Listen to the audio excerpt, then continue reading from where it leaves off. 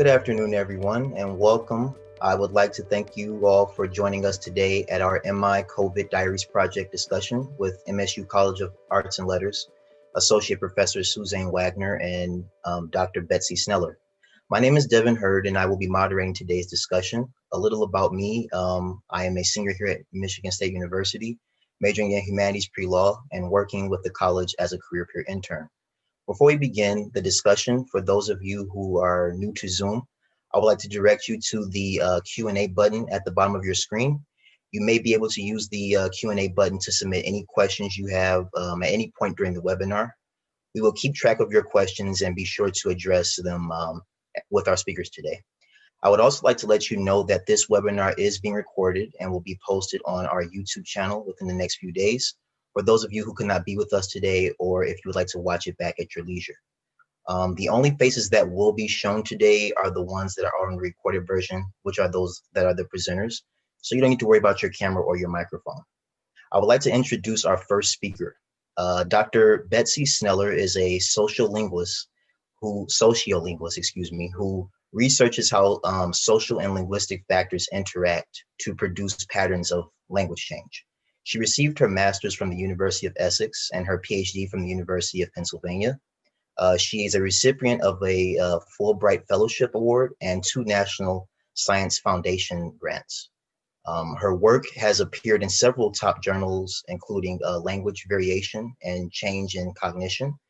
In her current research, Dr. Sneller and her team are investigating how social distancing practices in the wake of the coronavirus pandemic are impacting the lives and the language of Michiganders.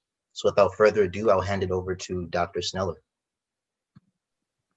Thank you so much, Devin.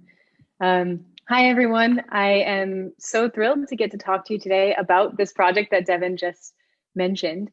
So this is a project being run through the Sociolinguistics Lab at Michigan State. And I also just want to highlight Dr. Suzanne Wagner is also here. She's a co-lead on this project as well. So yeah, as I'm sure that many of you are all too well aware of, the COVID pandemic has had a huge impact on the way that people are interacting right now in Michigan.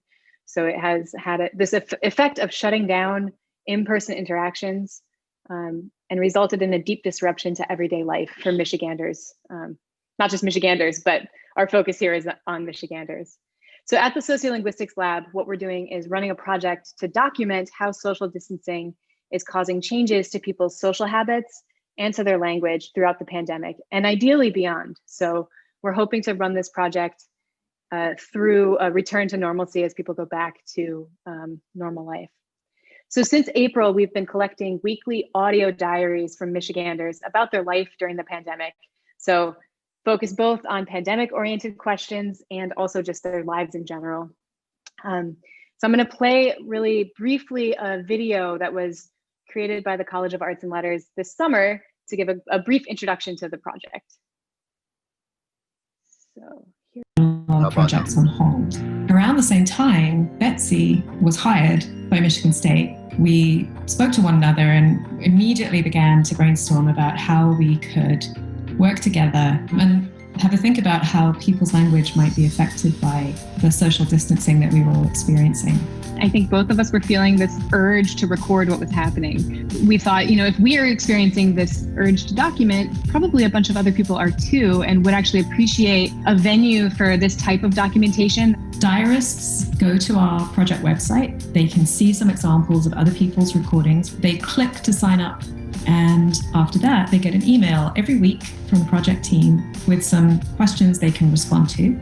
They then just record themselves using whatever device, tablet, phone, a laptop, and upload the recording to the project website. Our team includes students in linguistics, but also students in writing, rhetoric, and American cultures, and specifically in experience architecture. And those students have been working with us on developing the website, putting together promotional flyers, and they'll be working with us too on the development of an app for uploading audio, which we're about to launch. So we're really benefiting from this interdisciplinary team that we've been able to put together from the College of Arts and Letters. The most important thing we do on Wednesdays when we get together is to come up with audio diary prompts. So whenever a big social event happens, then we can ask people about it. How has this affected you?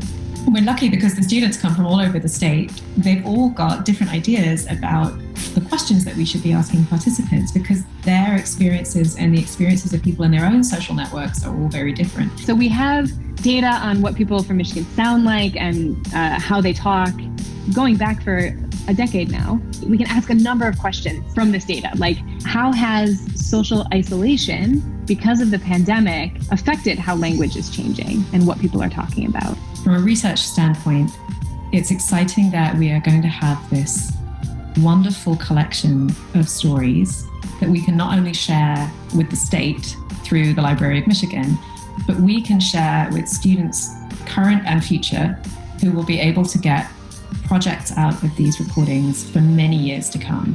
And I think that's a big plus for the Sociolinguistics Lab. That's exciting.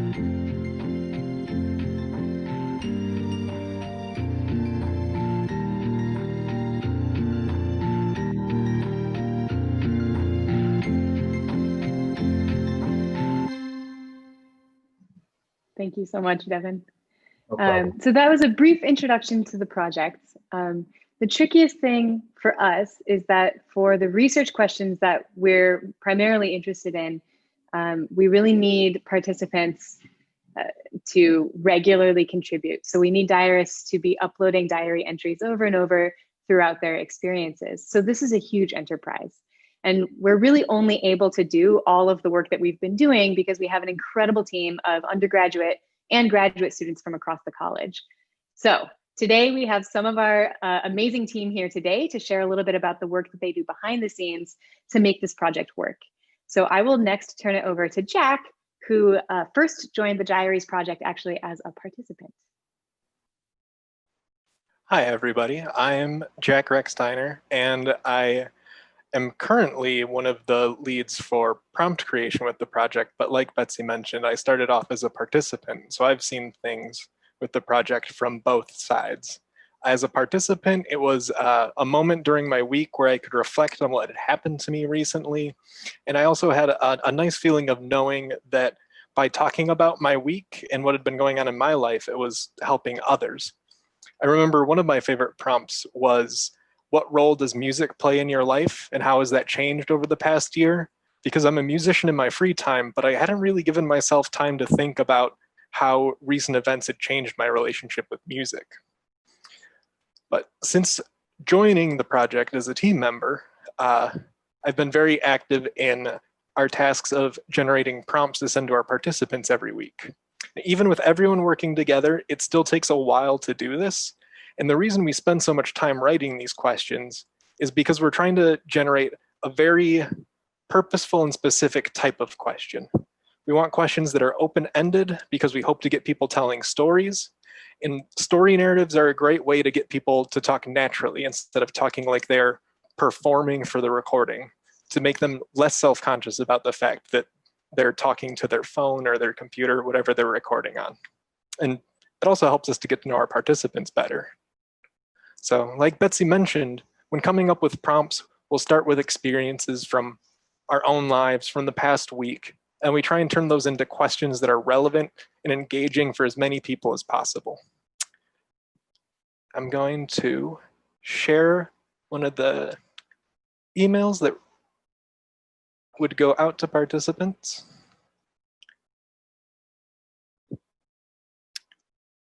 So this is a sample of something that participants might get emailed every week, every 2 weeks, every month. And the question that I've got highlighted is an example of, there was 1 week one of our team members started taking tap dance classes again. So the first step in our process was turning that into the yes or no question. Have there been any activities or hobbies that you've recently gone back to? And the final step that to make that into an open-ended story prompting question would be something along the lines of, what are your favorite hobbies? How did you get introduced to that hobby? What do you like about that hobby? And some participants are receiving these emails, like I said, every week, every 2 weeks. So it's important that we strive to create prompts that keep things new and interesting, and also just current for our participants. These questions are a chance for us to gain sociocultural information about our participants as well, which helps to make the data more meaningful for analysis. Like questions like,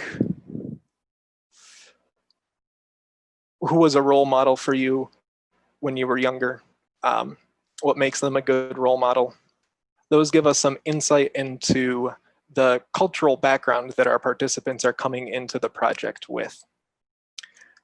Because of this, we try to vary the questions so that participants have the chance to tell stories from a wide range of contexts. But importantly, once we receive submissions from our participants, the next step for our team is to listen to the stories. And I'll turn things over to Lindsay Moore to tell you more about that.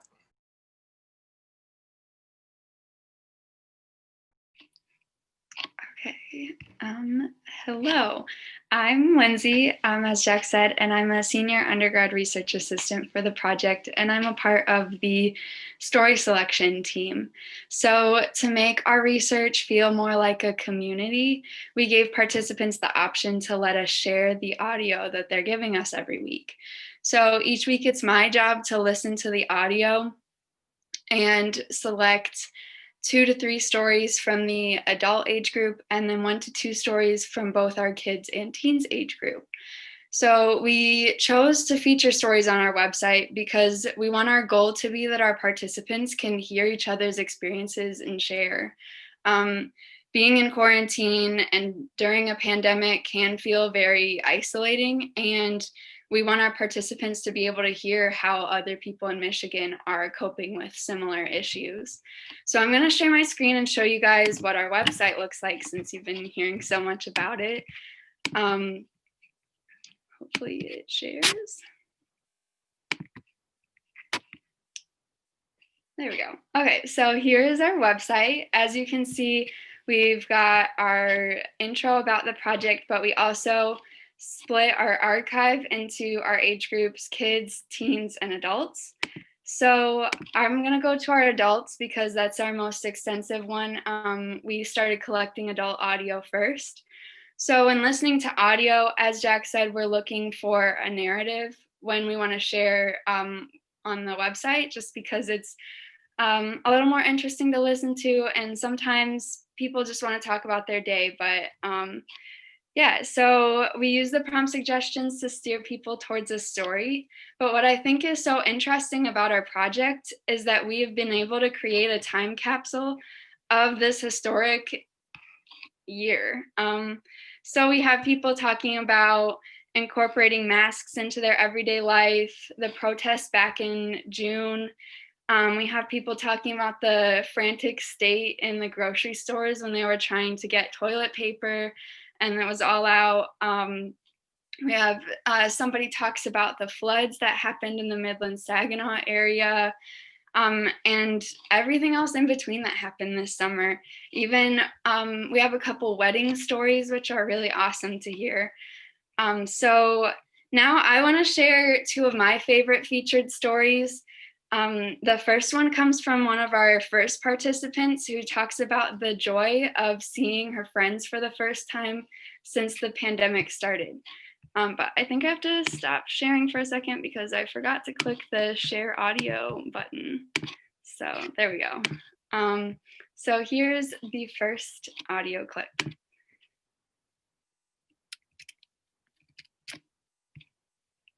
Can you hear it? I am not hearing anything. Second birthday today.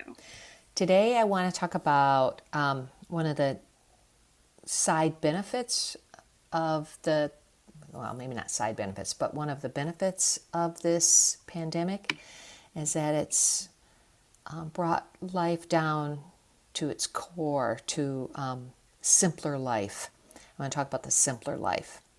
First of all, I want to talk about entertaining. So last night for my birthday, and 2 of my friends who had a birthday this week, I had them over, and we entertained by having a fire in our backyard in this little portable fire pit. We have had this fire pit for a couple of years, and we've used it more this year than we ever have before. Before, it never seemed good enough to have people over just to sit around that fire. It seemed like I'd have to have an event. I'd have to orchestrate more.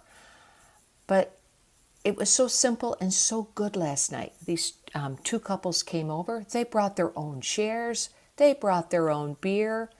We sat around 6 feet apart around that fire, and we just had good conversation and watched the fire. And then the sun went down and they went home, and it was just a lovely evening. Okay, and then our second clip comes to us from one of our kid participants who talks about what inspires her to get through the pandemic.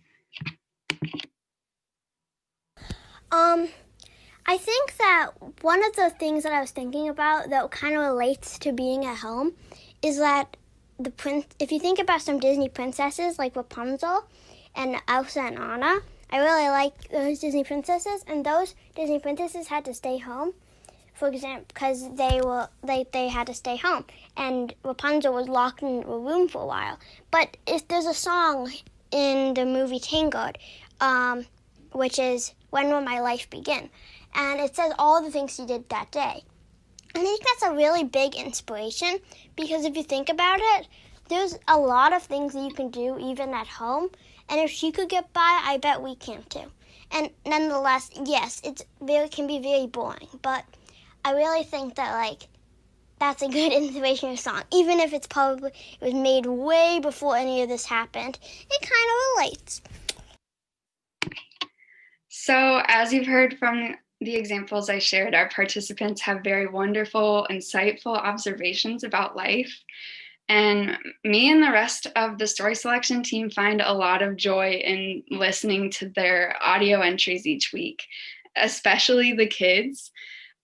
So sometimes it does take a little bit of audio editing to make sure that our featured story is anonymous and easy to follow. So for more details on that, I'm going to pass it off to Young Ching, who's going to share more about that. She's also a part of the story selection team as well. Hi, everyone. My name is Yongqing Ye. I'm a second-year PhD student at the Linguistic Department, the Linguistic program. I'm mainly working on story selection and transcripts for this project. And as a PhD student, my major research interest is in social linguistics and speech perception. So working with sounds really is very exciting for me. And here I'm gonna show you the back end of the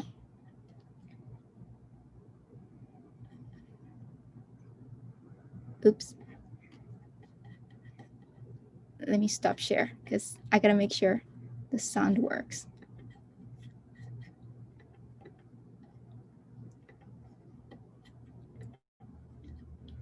This is the back end of our Michigan Diary Project app. This is definitely not what the participants are seeing. This is what when we want to edit our audio file, when we go to the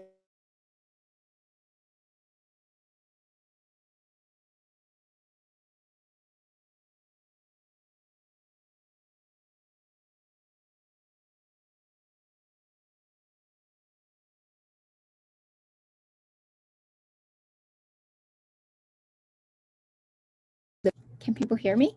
I'm getting notifications saying, okay, good, okay. So when we scroll down right here, we have the back end of the app. Here we have the transcript. We wrote a script. So when a diary audio recording comes in, it's they create this transcript automatically. What we do here is we have to go through the audio file, and we make sure we anonymize the names of people when we are publishing them, if we are selecting them as the featured stories. And we also go through these audio to make sure we correct whatever the audio transcription got wrong. For example, let's hear a little bit about this story.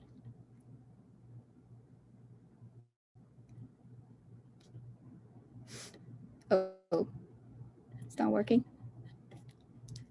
Okay, it doesn't matter as much for here, because basically what I wanted to show here is that she was saying that I saw billboards when I was driving in the southwest part of the state recently, and I noticed that there were some billboards to build awareness and safety around safety with the virus.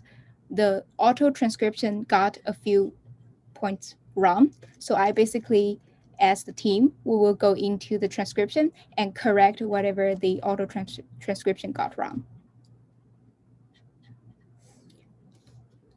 And if we want to zoom deeper, so that's for the transcription. If we want to zoom deeper into a very particular, let's see this. This is a software where a lot of linguists use called PROD. It's for analyzing sounds and the phonetic features of sounds.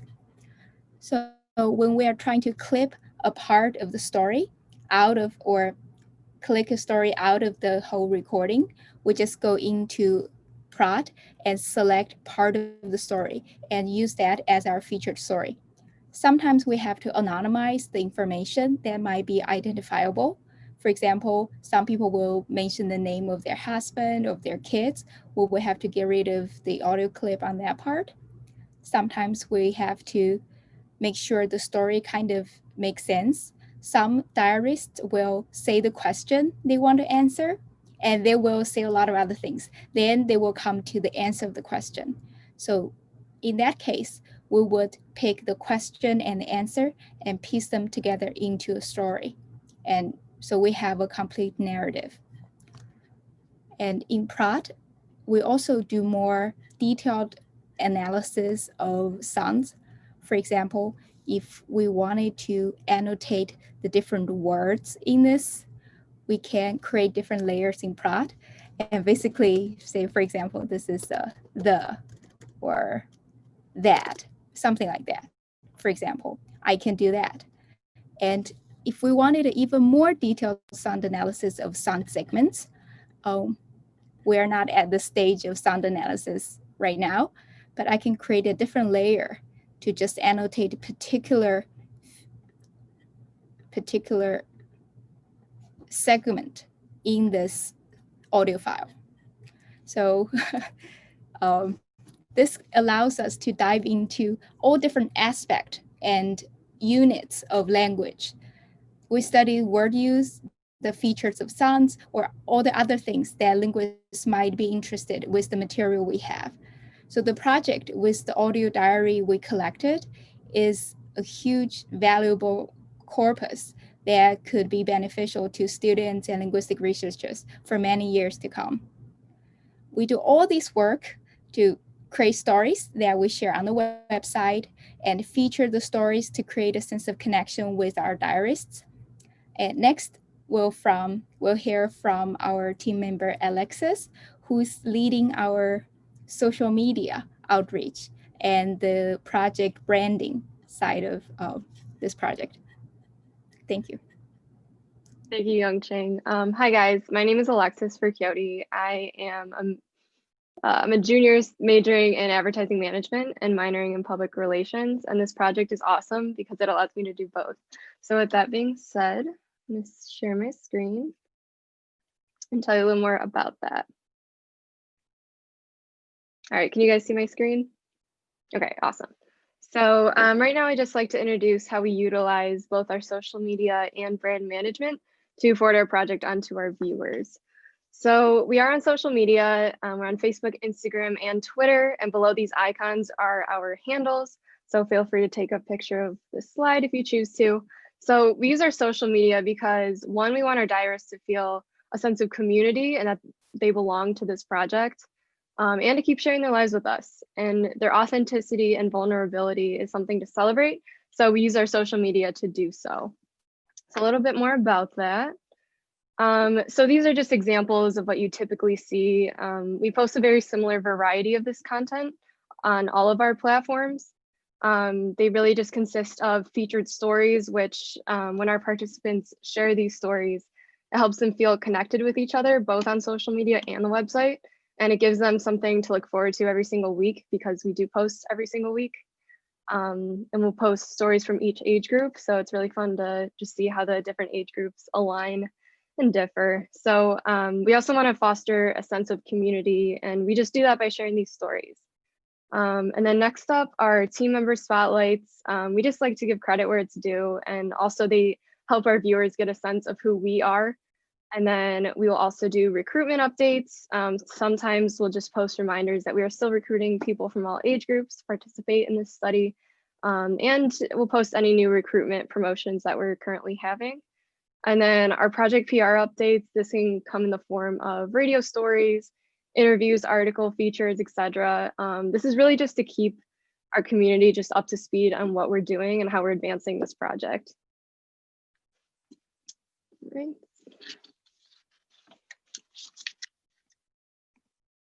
One second.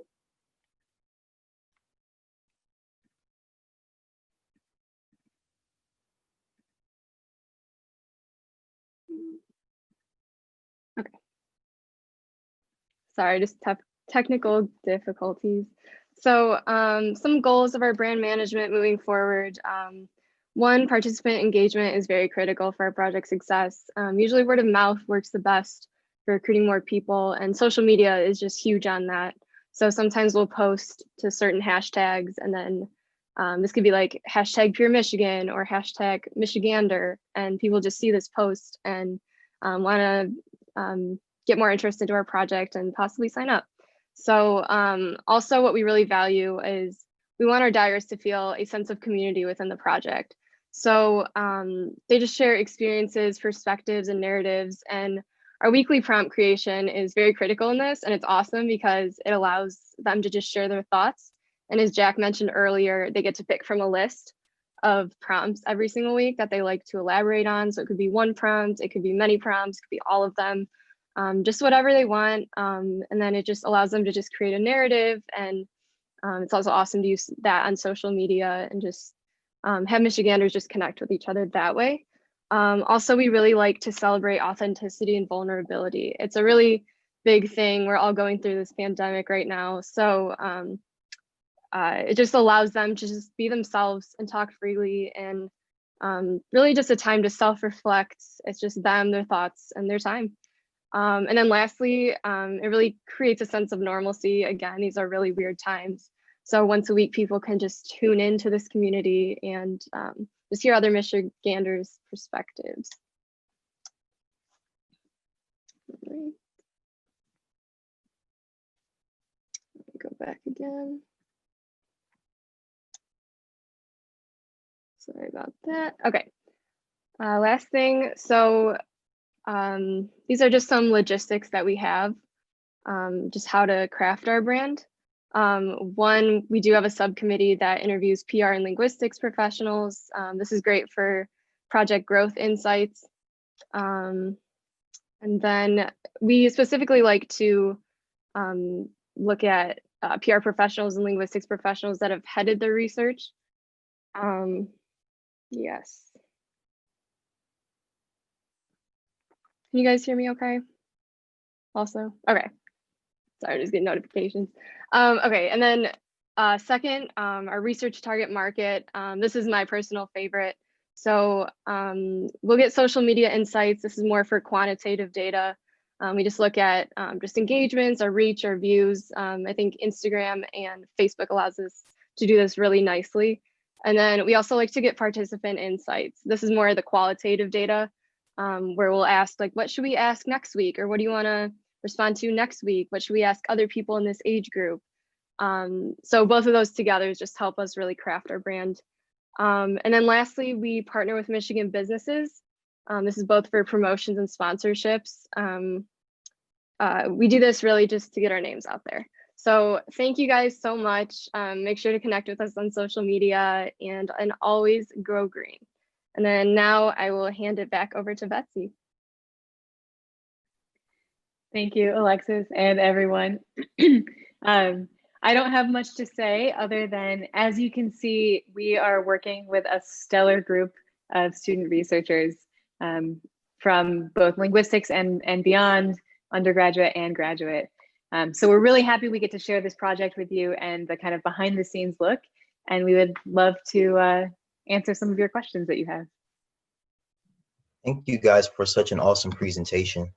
The first question that we have for today is, when did you guys start opening up the process for children to start asking questions?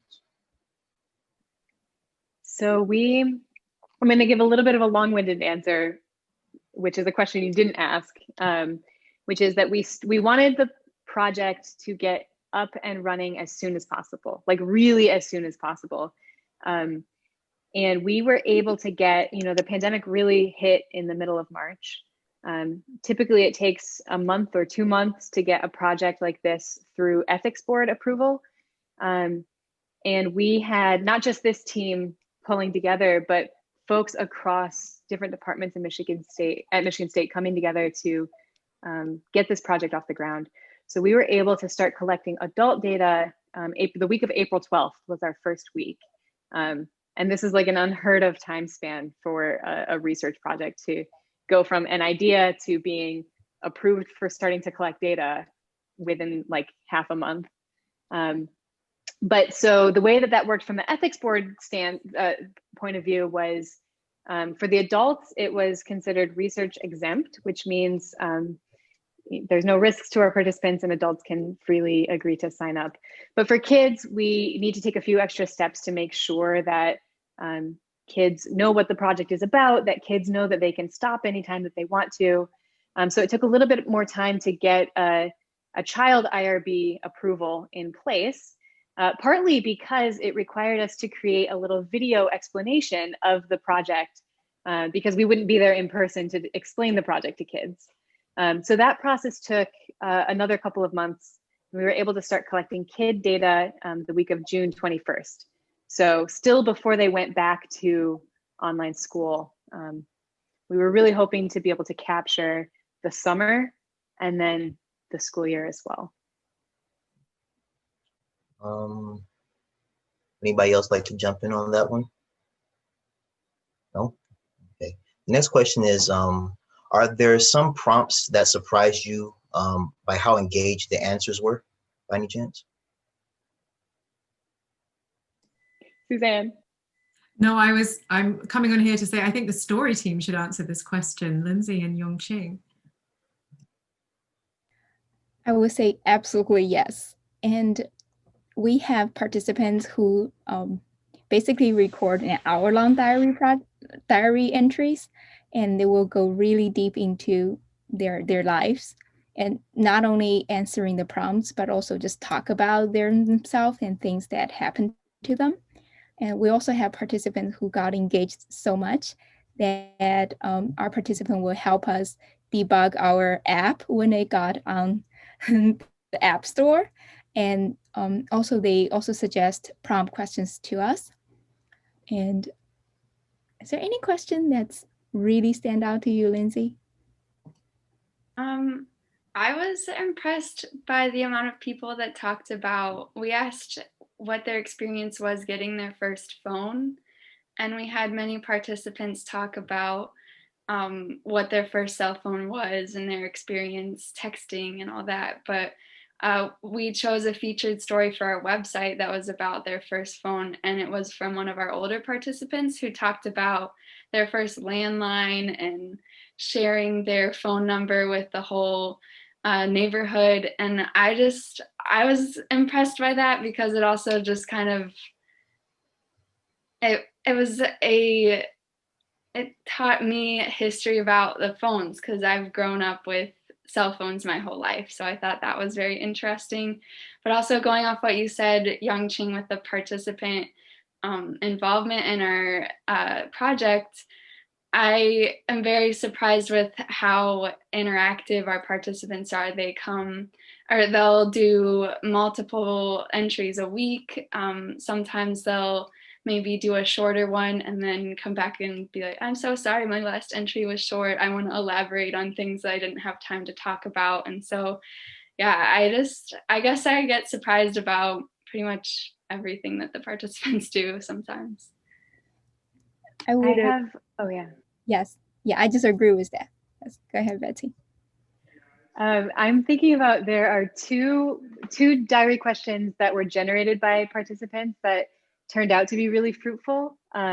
So one of those was, and this is from one of our kid participants, what's your favorite picture of you and someone else, and what were you doing in it? That was a great question. And then another question that came from a participant was, at the 6-month mark of the pandemic, the question was, if you were to create a time capsule of like the physical things of the last 6 months, what would you put in it? So this participant said she would put in banana bread because she's been baking a lot of banana bread. And then there's another question that we threw in kind of for levity and didn't really expect very emotional responses to. The question was, do you like cheese? What's your favorite way to eat it? And we got a lot of like very emotional response, like very enthusiastic responses about cheese and the best way to eat it, or how bad cheese is. So that was kind of a fun surprise for me. I'll add that we also generate questions for kids every week, and obviously we have to structure those a little bit differently. But a real winner that we have had over the time is anything to do with building and or video games. So the intersection of that for a lot of kids is Minecraft. So that's been quite a good space to find out what kids are doing, and they can sometimes talk at great length about the games they've been playing online, which makes sense because they're not seeing one another in person very much at the moment. So that's how kids are connecting with other kids. Very interesting. Thank you. I also want to mention we have regular questions we ask. Did someone already mention that? Right? We always ask 3 questions when in the emails that goes out. What are you grateful for this week? Is there anything that has been particularly difficult this week? And the third is, what's the news headline that stuck out to you? So people would always, those are actually very emotional questions, and people will give us some deep answers about reflection on their relationship and things that really bothers them, but they may not actually even mention to family or friends. So we got some great stories from those. Oh, thank you guys for that. We have a few questions from our Q&A. The first one is, what is the age range of the adult participants and how many are there?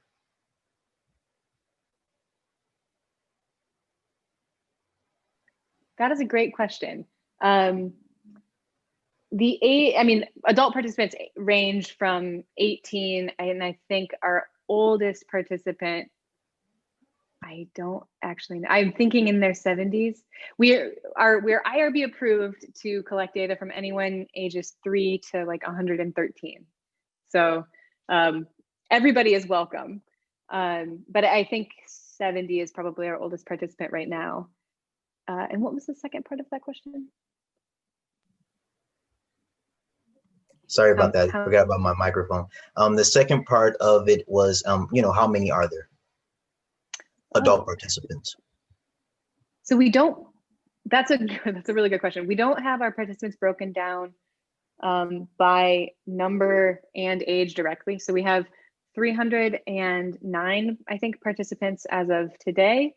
The majority of those participants are adults. I think probably about, for the people who signed up to get regular emails from us, I think it's around 170.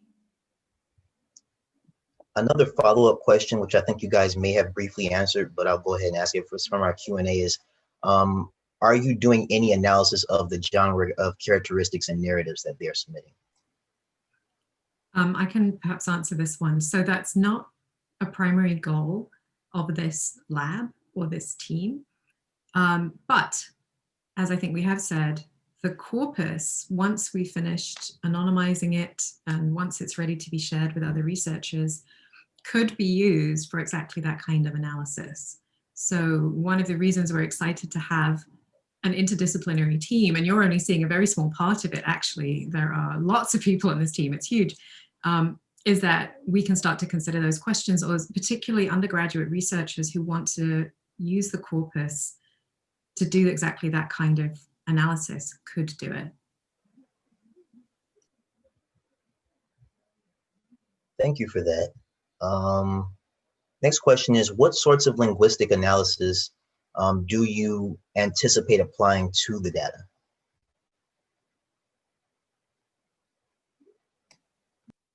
Shall I go? Okay. Hi, Tom. I'm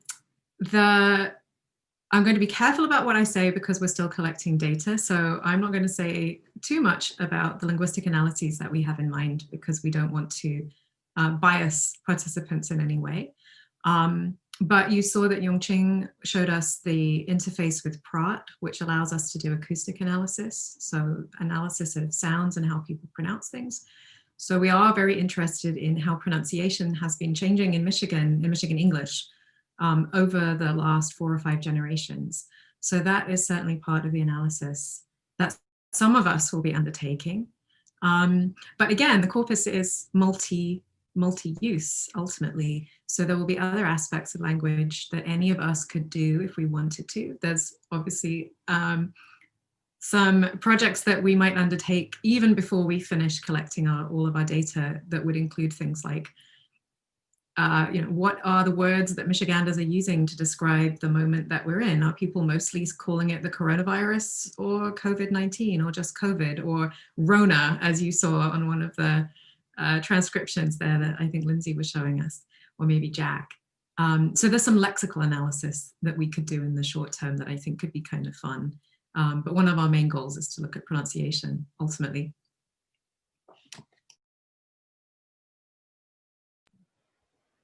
Thank you. Just going back to the chat, seeing what we have here. Our last question for today will be, we're nearing the end of our time today. So, this is our last question. Are you doing any collaboration with other programs at the college or app development or web interfaces by chance? Yes, and this is a great question because it gives us a chance to highlight beyond just our team, how incredible of a community in supporting this research other folks at Michigan State have been. We are currently actually, so we have our app is launched, it's running, so y'all are welcome to check it out. Invite your friends to the project. We still are recruiting. But what we have right now is like a very basic app, and we're working right now with iOS design class in the college that's helping us design like a fancier, flashier version of the app. So that's going on right now where I guess we're their clients. So that's that group. We have a lot of, a couple of our students are from the Writing, Rhetoric, and American Cultures program, so RAC. We have, Suzanne, I'm certain that I'm missing people. Well, also we've been working not just with scholars in the College of Arts and Letters, but we have been working with the marketing team. We've been, oh, yeah. Betsy mentioned videos that we produced, the one that you saw, but also the video that we made to inform children about the project so that they'll know what they're going to be doing. So we've been working with the videography team, the press team, the grants team, basically anyone who works in Linton Hall is probably involved in this project in some way. We've got, as Betsy mentioned, RAC students on the team, particularly students who specialize in experience architecture or user experience.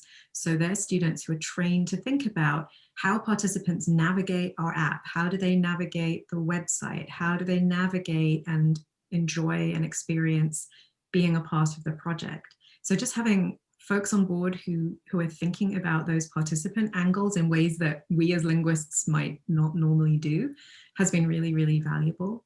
And then outside of the college, we've also been collaborating with the MSU Extension 4-H team to get in touch with youth across the state. We're collaborating with a middle school in the Plymouth area. We've got some high school and middle school youth interns on our team who couldn't be here today because they're in school. And we're also collaborating with the Library of Michigan. So next year, we will give them the first batch of anonymized recordings for diary participants who've agreed to allow their anonymized diaries to be archived with the library. So that will be a public resource and a time capsule of the pandemic that will live there for everyone in the state to access.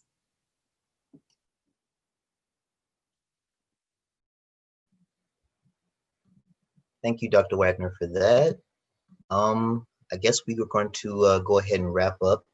I want to thank you, Dr. Wagner and Dr. Sneller. I have been keeping an eye on the time, and so it looks like we're almost out of it. With that being said, I would also just like to thank you both for speaking today. I really enjoyed learning about the project and the great work that you all have done as relates to sociolinguistics in the lab. And I would also like to thank our attendees for taking the time out of their days to watch. It means you have a lot to it means a lot to have so many donors and alumni take care about this college. So we really appreciate that. I hope that you all have a great rest of your week, and go green. Go white.